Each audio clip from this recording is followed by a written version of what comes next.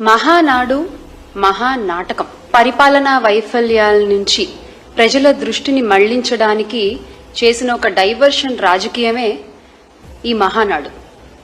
అధికారంలోకి వచ్చి 2 ఏళ్లు అవుతున్నా ప్రజలకి చెప్పుకోవడానికి గొప్పగా చేసిన పని అంటూ ఏదీ లేదు ఈ కూటమి ప్రభుత్వానికి.